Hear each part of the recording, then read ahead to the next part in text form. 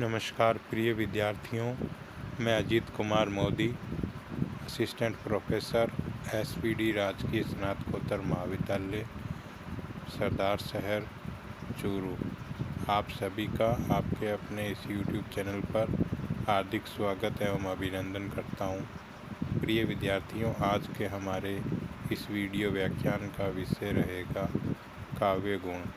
तो चलिए शुरू करते हैं। प्रिय विद्यार्थियों, काव्य गुण। काव्य गुण के अंतर्गत सर्वप्रथम हम काव्य गुण की परिभाषा की बात करते हैं।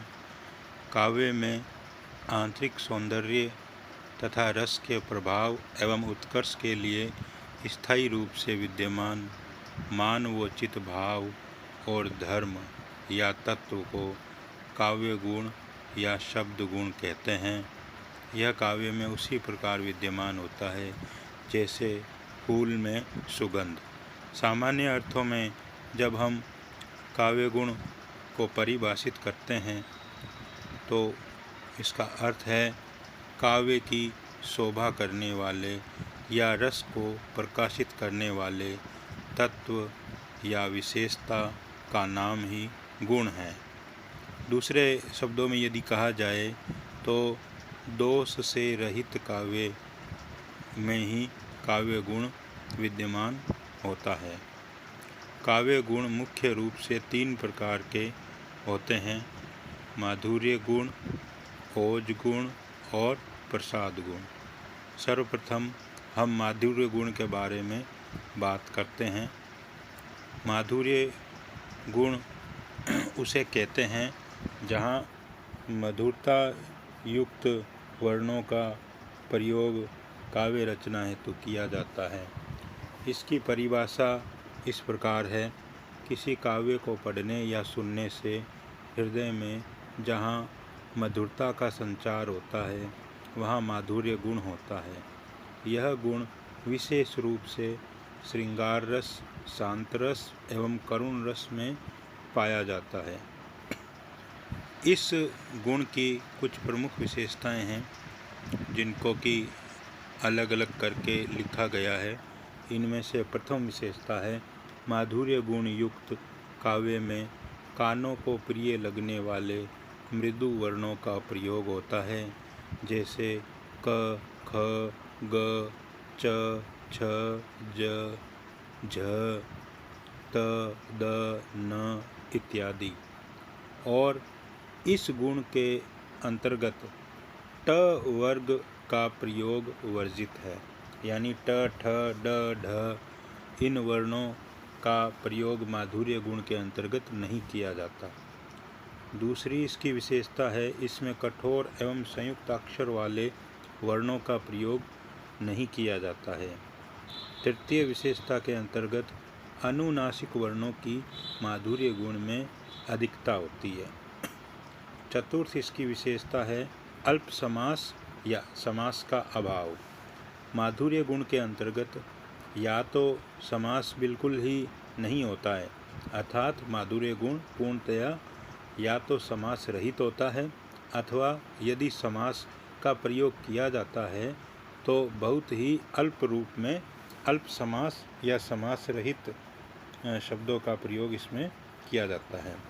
इस प्रकार प्रमुख रूप से सभी विशेषताओं को समाहित करते हुए माधुर्य गुण को यदि हम परिभाषित करना चाहें तो कह सकते हैं कि कर्णप्रिय, आर्द्रता, समास रहितता, चित्त की द्रवणशीलता और प्रसन्नता कारक काव्य माधुर्य गुण युक्त काव्य होता है। अब बात करते हैं इसके उदाहरण की। माधुर्य गुण के उदाहरण जैसे कि हम उदाहरण नंबर 1 में देख सकते हैं: बसो मेरे नैनन में नंदलाल, मोहिनी मूरत सांवरी सूरत, नैना बने विशाल।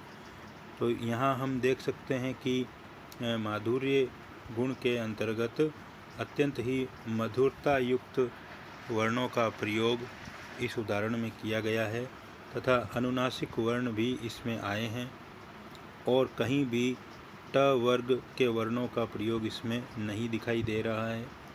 उदाहरण 2 के अंतर्गत भी हम देख पा रहे हैं अनुनासिकता से युक्त वर्णों का प्रयोग। कंकन किंकनी नुपुर धुनी सुनी, कहत लखन सन राम हृदय गुनी। उदाहरण 3 के अंतर्गत फटा हुआ है नील वसन क्या, ओ यौवन की मतवाली, देख अकिंचन जगत लूटता, छवि तेरी भोली भाली। इसमें भी कहीं हमें ट वर्ग के कठोर वर्णों का प्रयोग इसमें भी कहीं दिखाई नहीं दे रहा है। अब बात करते हैं ओज गुण के बारे में। ओज गुण में सबसे पहले हम बात करते हैं ओज का अर्थ क्या है। ओज का शाब्दिक अर्थ है तेज, प्रताप और दीप्ति। जिस काव्य को पढ़ने या सुनने से हृदय में ओज, उमंग और उत्साह का संचार होता है, उसे ओज गुण प्रधान काव्य कहा जाता है। यह गुण मुख्य रूप से वीर, विभत्स, रौद्र और भयानक रस में पाया जाता है। इसकी कुछ प्रमुख विशेषताएं हैं जो कि निम्नलिखित हैं। इस प्रकार के काव्य में कठोर संयुक्त अक्षर वाले वर्णों का प्रयोग होता है। कहने का तात्पर्य क्या हुआ? यह ओज गुण माधुर्य गुण के ठीक विपरीत होता है। जिस ट वर्ग के कठोर और संयुक्त अक्षर युक्त वर्णों का प्रयोग माधुर्य गुण में नहीं होता, उनका प्रयोग ओज गुण के अंतर्गत किया जाता है। इसमें संयुक्त वर्ण र के संयोग युक्त ट, ठ, ड, ढ, ण का प्राचुर्य होता है। समासाधिक्य और कठोर वर्णों की प्रधानता होती है। अर्थात ओज गुण के अंतर्गत समासाधिक्य और कठोर वर्णों की योजना की जाती है तथा यह ओज गुण में दीर्घ सामासिक पदावली का प्रयोग किया जाता है। इसका एक उदाहरण देखते हैं। बूंदे ले हर बोलों के मुख से, हमने सुनी कहानी थी, खूब लड़ी मर्दानी, वह तो झांसी वाली रानी थी। उदाहरण नंबर 2 में देखेंगे। हिमाद्री तुंग श्रृंग से प्रबुद्ध शुद्ध भारती, स्वयं प्रभा समुज्ज्वला स्वतंत्रता पुकारती। इसमें आप कहेंगे कि तुंग और श्रृंग में अनुनासिक शब्द का प्रयोग है, तो वह माधुर्य गुण में आपने बताया था, परंतु हम यहाँ देख सकते हैं कि इसमें संयुक्त अक्षरों का अत्यधिक प्रयोग किया गया है। हिमाद्री और श्रृंग, प्रबुद्ध, शुद्ध, तो ये संयुक्त अक्षर है। अतः यहाँ माधुर्य गुण न होकर के ओज गुण है। उदाहरण नंबर 3 में देखिए। है रुंड गिरे गज झुंड गिरे, फट फट अवनी पर सुंड गिरे, भू पर है विकल वितुंड गिरे, लड़ते लड़ते अरि झुंड गिरे। तो इसमें हम देख सकते हैं कि उदाहरण नंबर 3 में ट वर्ग के विभिन्न वर्णों का प्रयोग किया गया है जो कि कठोर वर्ण कहे जाते हैं, ड, ट इत्यादि। अतः इसमें ओज गुण की योजना की गई है। अब बात करते हैं प्रसाद गुण के बारे में। प्रसाद गुण में प्रसाद का शाब्दिक अर्थ है निर्मलता, प्रसन्नता। जिस काव्य को पढ़ने या सुनने से हृदय या मन खिल जाए, हृदयगत शांति का बोध हो, उसे प्रसाद गुण कहते हैं। इस गुण से युक्त काव्य सरल, सुबोध और सुग्राह्य होता है। जिस प्रकार अग्नि सूखे ईंधन में तत्काल व्याप्त हो जाती है, वैसे ही प्रसाद गुण युक्त रचना भी चित्त में तुरंत समा जाती है और प्रसाद गुण सभी रसों में पाया जा सकता है। इसका एक उदाहरण देख लेते हैं। उदाहरण नंबर 1 देखिए। जीवन भर आतप सह वसुधा पर छाया करता है, तुच्छ पत्र की भी स्वकर्म में कैसी तत्परता है। उदाहरण नंबर 2। हे प्रभो ज्ञानदाता, ज्ञान हमको दीजिए, शीघ्र सारे दुर्गुणों को दूर हमसे कीजिए। इन दोनों उदाहरणों में हम ये देख पा रहे हैं कि पढ़ते ही इसके